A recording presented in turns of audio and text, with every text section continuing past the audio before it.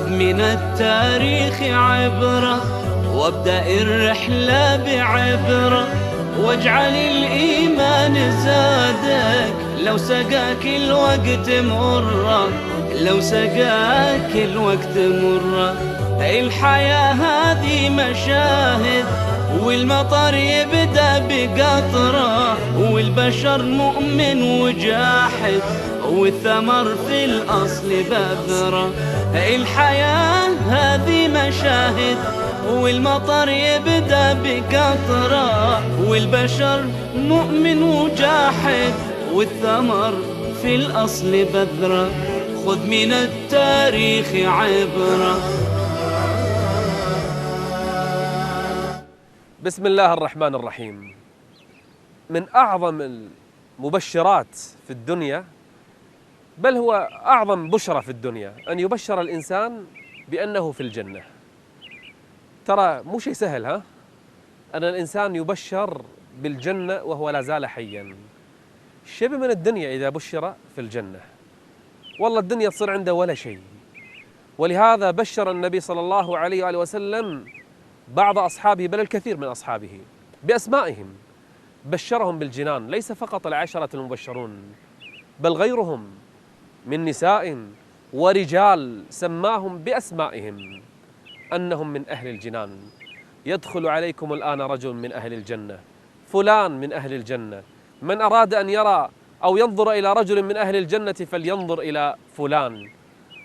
أحاديث كثيرة سنذكرها في هذه الحلقة، وسوف نبتعد عن العشرة المبشرين بالجنة لأن الأكثر يعرفهم: أبو بكر الصديق رضي الله عنه، وعمر بن الخطاب رضي الله عنه، عثمان بن عفان رضي الله عنه، علي بن أبي طالب رضي الله عنه، عبد الرحمن بن عوف، الزبير بن العوام، طلحة بن عبيد الله، أبو عبيدة بن الجراح، سعد بن أبي وقاص، سعيد بن زيد. هؤلاء عشرة جمعوا في حديث واحد، كلهم مبشرون بالجنة ولهم فضائل كثيرة، وهناك أحاديث في أعيان بعضهم، لكننا سنتحدث في هذه الحلقة عن غيرهم، عن رجال ربما البعض منا، للأسف أنا أقول، ربما البعض منا يعرف بعضهم ويخفى عليه الأكثرون. بل أنا متأكد وأقولها متحسرا والله من قلبي أن أولئك العشرة المبشرون بالجنة الكثيرون لا يعرفون أسماءهم، للأسف والله، مما يحز في النفس ويضيق به الصدر أنك تعلم أن بعض الناس ربما يحفظ أسماء لاعبين في أندية كافرة، وبعضها لا علاقة لنا بها، أو ربما أعداء لنا أصلا، يحفظ أسماءهم وقصص حياتهم للأسف. ولو سألته عن العشرة المبشرين بالجنة لا يعرف بعضهم، ما بالك بمن غيرهم. خذ من التاريخ عبرة.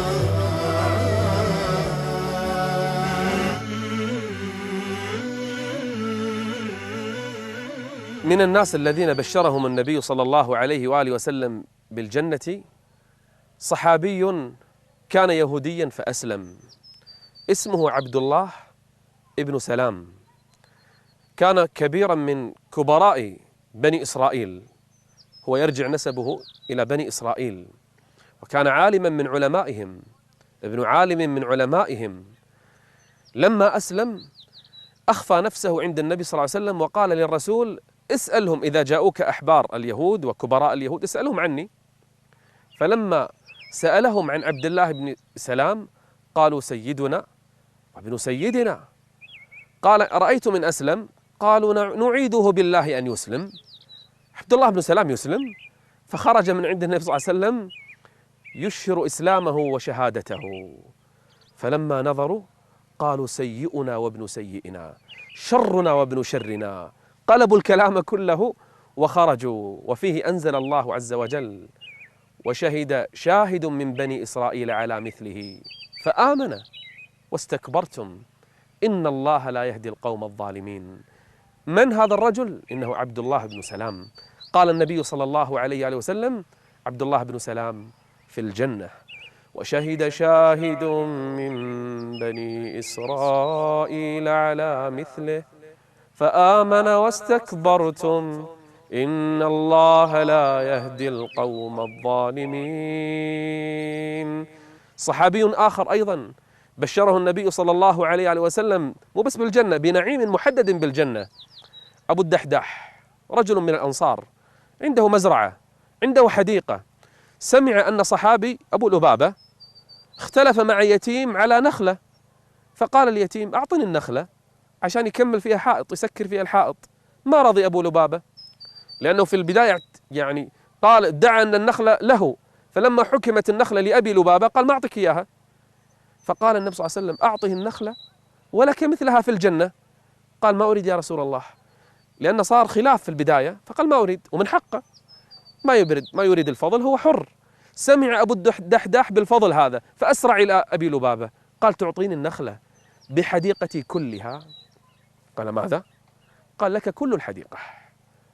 قال الحديقة كلها؟ قال نعم. بهذه النخلة؟ قال نعم. قال أفعل. من يسويها يعني؟ نخلة بحديقة كاملة من يفعلها؟ لكن أبو الدحداح يبي نخلة في الجنة، فرضي. فلما أخذ النخلة أسرع بها إلى اليتيم، قال تفضل هذه النخلة لك. باع الحديقة كلها من أجل هذه النخلة. فعلم النبي صلى الله عليه وآله وسلم بما فعل أبو الدحداح، فقال قولته الشهيرة: كم من عذق مذلل لأبي الدحداح في الجنة. يعني مو نخلة واحدة، ليبشر أبو الدحداح بنخيل في الجنة، ليست نخلة واحدة. كم من عذق مذلل لأبي الدحداح في الجنة. لن تنالوا البر حتى تنفقوا، لن تنالوا البر حتى تنفقوا مما تحبون. أبو الدحداح الأنصاري شهد النبي صلى الله عليه وآله وسلم له بالجنة: رجال تمشي على الأرض مشهود لهم بجنة عرضها السماوات والأرض.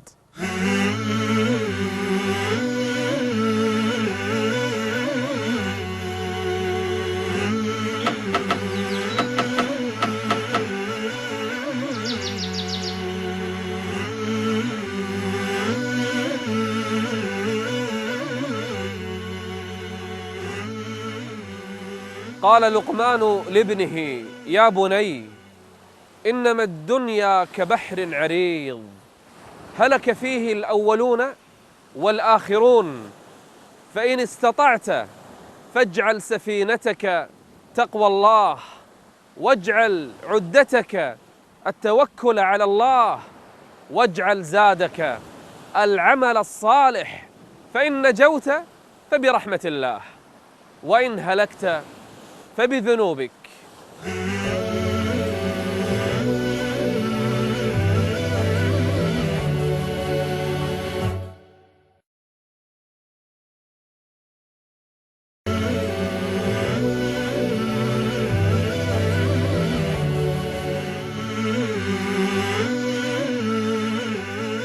من الناس الذين بشرهم النبي صلى الله عليه وآله وسلم بالجنة زوجته حفصة أم المؤمنين رضي الله عنها، مع أنه حصل بينها وبينه ما حصل، فطلقها النبي صلى الله عليه وسلم، فجاء جبريل بنفسه فأمر النبي صلى الله عليه وآله وسلم أن يراجعها، أن يرجعها إليه. قال: فإنها زوجتك في الجنة، فإنها زوجتك في الجنة. وكانت صوامة قوامة رضي الله عنها، كانت كثيرة العبادة، وبشرت بالجنة وهي بالدنيا، فهنيئا والله لمن يبشر بالجنة وهو على الأرض. رجل اسمه عمرو بن الجموح، كان أعرج ذو رجل واحدة، أراد أن يقاتل مع النبي صلى الله عليه وآله وسلم في أحد، فمنعه أبناؤه: يا أبانا أنت أعرج والأعرج قد عذره الله جل وعلا، ليس عليه حرج. فقال: والله لأطأن بعرجة هذه الجنة. فذهب إلى النبي صلى الله عليه وآله وسلم يشتكي أن أبناءه لا يريدون تجهيزه للقتال. فلما سأل النبي أبناءه علم عذرهم، قال: جهزوا أباكم، فكأني أنظر إليه يمشي في الجنة على رجلين صحيحتين. وفعلا قاتل عمرو بن الجموح قتالا شديدا في أحد حتى قتل واستشهد. ولا تحسبن الذين قتلوا في سبيل الله أمواتا بل أحياء عند ربهم يرزقون. فقال النبي وقد بشر أبناءه: رأيته يمشي في الجنة على رجلين صحيحتين. من الناس الذين أيضا بشروا بالجنة عبد الله بن عمرو ابنه جابر بن عبد الله، استشهد رضي الله عنه في أحد، ومثل بجسده تمثيلا، قطع جسده، فبكت عليه عمته، فقال النبي صلى الله عليه وسلم لها: ابكي عليه أو لا تبكي، فإن الملائكة لا زالت تظلله حتى صليتم عليه. وهذا ابنه جابر أوصاه أبوه عبد الله بن عمرو، أوصاه أبوه أنه سيموت، علم أنه سيقتل في سبيل الله، أوصاه على بناته التسع، عنده 9 أخوات، أوصاه عليهن. فجاء جابر وقد انكسر قلبه على أبيه، قال: يا رسول الله أبي خلف 9 من الفتيات ودين فقال له: يا جابر، ما كلم الله عز وجل أحدا كفاحا إلا أباك، فقد كلمه الله عز وجل. فقال له: عبدي تمنى. قال: يا ربي أتمنى أن أرجع إلى الدنيا فأقتل فيك ثانيا. قال: إني حرمتها عليهم، أي لا يعود إلى الدنيا مرة أخرى. فتمنى. قال: يا ربي هذا. قال: يا ربي أبلغ من ورائي، إذا لن ترجعني إلى الدنيا أبلغ من ورائي، أي بمصيري. فأنزل الله عز وجل: ولا تحسبن الذين قتلوا في سبيل الله أمواتا بل أحياء عند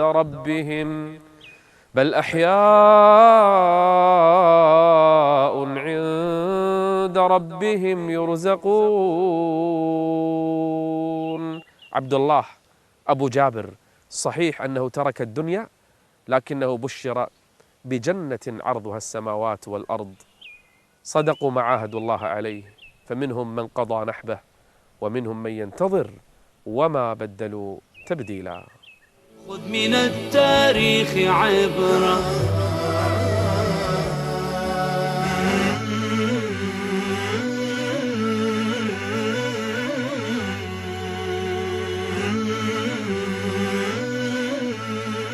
من المبشرين بالجنة بلال ابن رباح، ومن منا لا يعرف بلالا.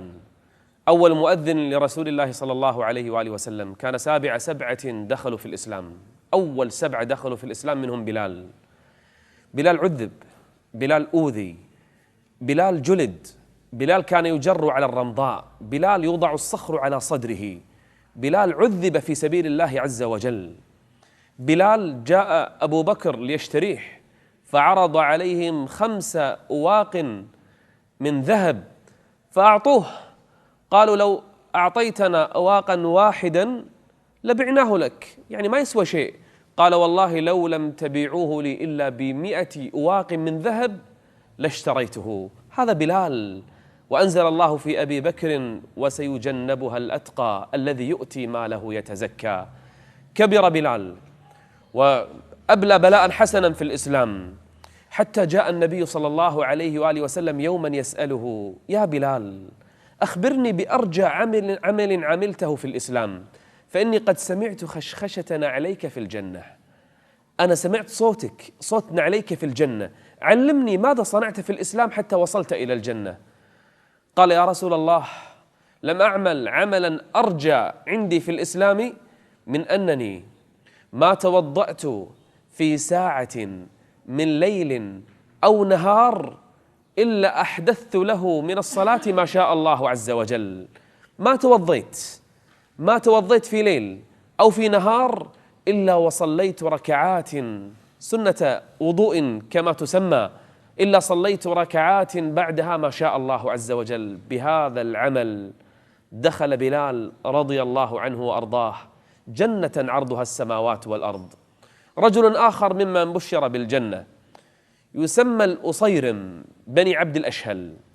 الأصيرم رأى النبي صلى الله عليه وسلم والصحابة ذاهبين إلى معركة غزوة أحد، ما أسلم، فلما رآهم ورأى منظرهم ورأى الإسلام رغب في الإسلام، توه لا زال مبتدئا، فجاء للنبي صلى الله عليه وسلم قال: يا رسول الله، أقاتل ثم أسلم أو أسلم ثم أقاتل؟ قال: تريد الإسلام؟ قال: نعم. إلى الآن ما صلى. قال: بل أسلم ثم قاتل. فشهد الشهادتين ودخل في الإسلام وحمل السلاح ودخل مع النبي صلى الله عليه وسلم والصحابة يقاتل في سبيل الله، فقاتل حتى أصيب، فلما أصيب جرح وهو ينزف جاءه قومه إليه: أصيرم، أنت تقاتل معنا؟ بعض الناس ما يدري أن أسلم أصلا، فجاءوا إليه فقالوا له: يا أصيرم، أقاتلت حدبا عن قومك، يعني نصرة لقومك، أم رغبة في الإسلام؟ أنت ليش قاتلت وهو يحتضر الآن؟ قال: بل رغبة في الإسلام. ثم خرجت روحه ولم يصلي ركعة لله عز وجل. فجيء للنبي صلى الله عليه وسلم: ما حال أصير؟ أصير مات وما ركع لله ركعة. فقال عليه الصلاة والسلام: إنه من أهل الجنة، إنه من أهل الجنة.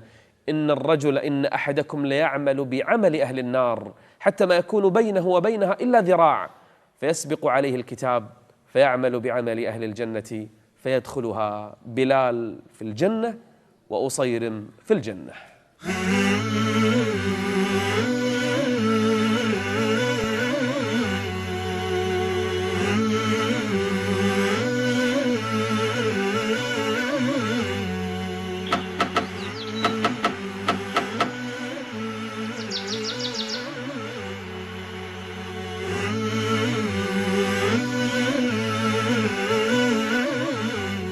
يقول ابن السماك رحمه الله: الزاهد الذي إن أصاب الدنيا لم يفرح، وإن أصابته الدنيا لم يحزن، يضحك في الملا ويبكي في الخلا، لكي لا تأسوا على ما فاتكم ولا تفرحوا بما آتاكم، والله لا يحب كل مختال فخور.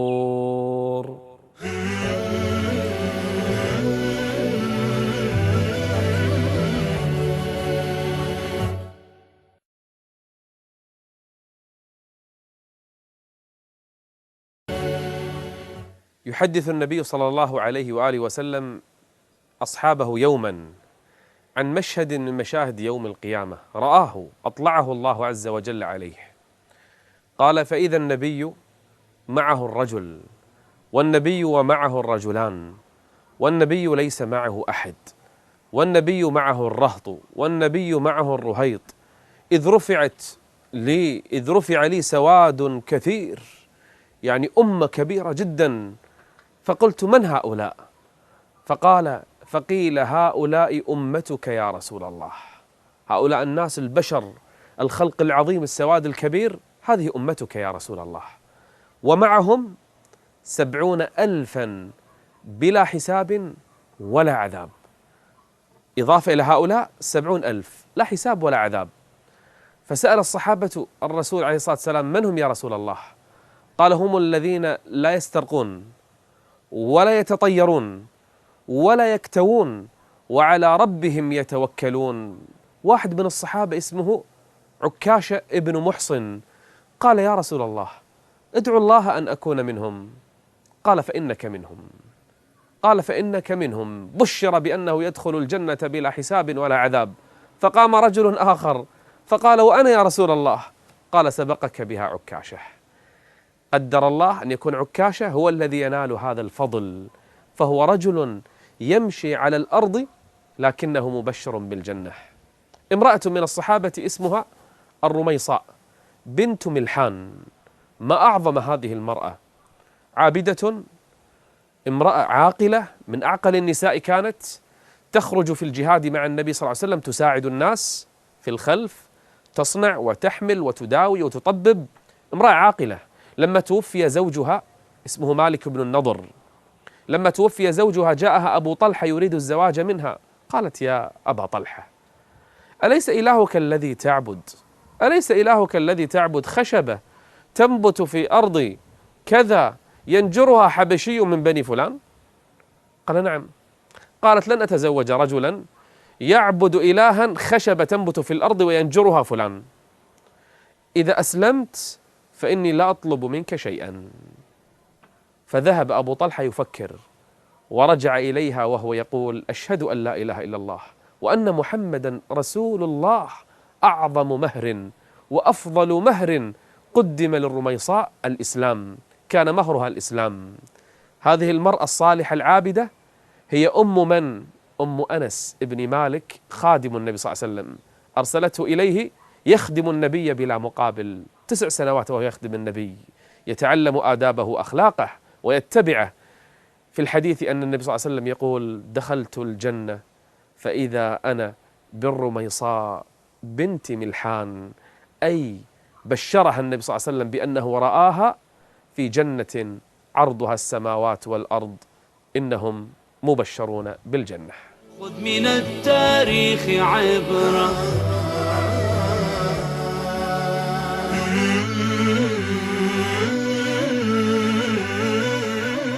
صحابي قد لا يعرفه الكثيرون من الناس أو الكثير من الناس، اسمه ذكوان ابن عبد قيس. هو أنصاري لكنه أيضا مهاجري، شهد البيعتين ثم ذهب إلى مكة يتعلم من النبي صلى الله عليه وسلم وهاجر معه. في غزوة أحد قال النبي صلى الله عليه وآله وسلم لأصحابه: من يسد عنا هذه الثغرة؟ فقام ذكوان قال: أنا يا رسول الله. قال: من أنت؟ قال: أنا ذكوان ابن عبد قيس. فأراد النبي صلى الله عليه وسلم رجلا غيره، قال: من يسد عنا هذه الثغرة؟ فقال ذكوان: ليس إلا أنا يا رسول الله، ما في غيري. فسد عنهم، حرس تلك الليلة، كان يحرس تلك الثغرة.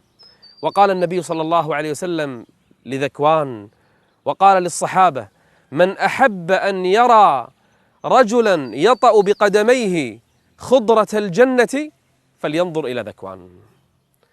اللي يبي يشوف واحد يمشي على الجنة وعلى خضرة الجنة بقدميه فلينظر إلى ذكوان. فعلم ذكوان أنه مبشر بالجنة.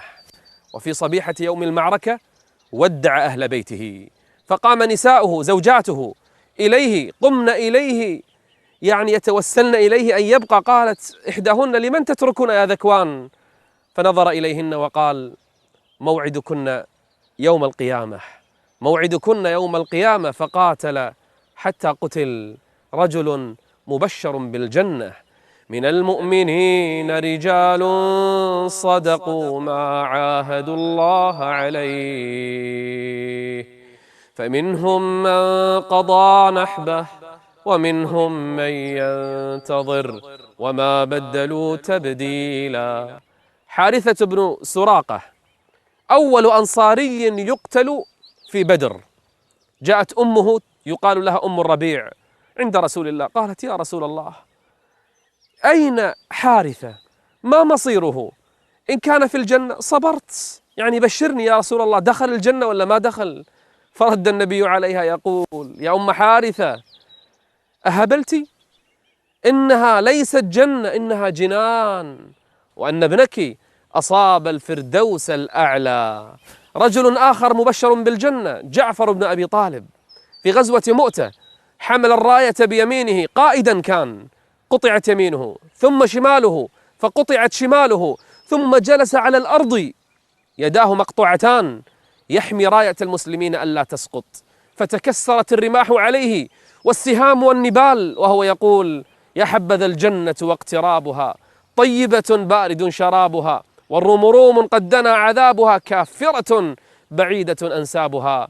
فبشر النبي أهله وقال: رأيته يطير في الجنة بجناحين مع الملائكة، يطير في الجنة مع الملائكة. سمي جعفر الطيار، وهو أحد المبشرين بالجنة، نسأل الله أن نكون من أهلها.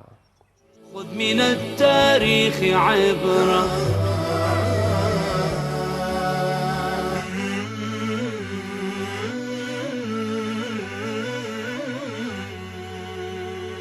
إنهم أصحاب محمد صلى الله عليه وآله وسلم خير الناس بعد الأنبياء والرسل.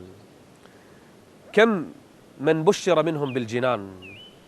رجل اسمه مالك ابن سنان الخدري، والد أبو سعيد راوي الأحاديث، في معركة أحد رأى النبي صلى الله عليه وآله وسلم قد جرح، فأسرع إلى النبي، فجاء إلى جرح في وجهه وأخذ يمصه بفمه يخرج الدم حتى لا يتلوث جرح النبي صلى الله عليه وسلم، والنبي جالس عنده.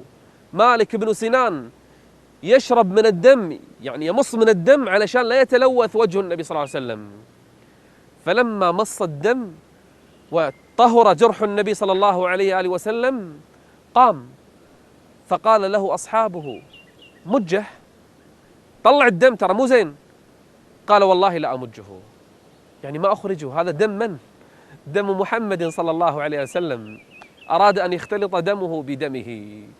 نظر النبي إليه فقال: من أحب أن ينظر إلى رجل من أهل الجنة فلينظر إلى هذا. مالك ابن سنان الخدري. رجل آخر ممن بشر بالجنة إنه سعد بن معاذ، شهد الغزوات مع النبي صلى الله عليه وسلم، من السابقين. رجل حسن إسلامه، هذا الرجل من أوائل الذين أسلموا من الأنصار، شهد بدرا وأحد، وفي الخندق جرح في أكحله فنزف الدم، فدعا الله ألا يموت حتى يرى مصرع أو مصير بني قريظة الذين غدروا بالنبي صلى الله عليه وسلم، وفعلا أمهله الله جل وعلا، بل أراد النبي أن يكون هو الحكم على بني قريظة، وحكم على بني قريظة أن يقتل مقاتلتهم ويسبى نساؤهم وذراريهم.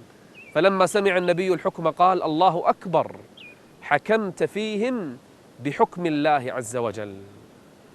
فلما قتل رجالهم ونفذ حكم الله عز وجل فيهم، فإذا بالدم ينزف مرة أخرى، كأن الله عز وجل أمهله حتى تقر عيناه بحكم الله في بني قريظة.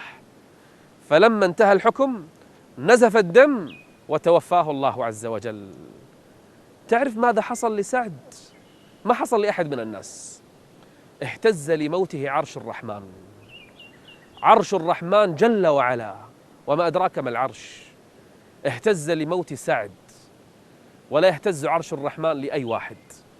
بل قال النبي في سعد: مناديل سعد في الجنة خير مما طلعت عليه الشمس. إنه سعد بن معاذ من خيرة أصحاب النبي صلى الله عليه وآله وسلم، وهو أحد المبشرين بالجنة وبشر المؤمنين. كان النبي صلى الله عليه وسلم يبشر بعض أصحابه بتلك الجنة التي أعدت للمتقين.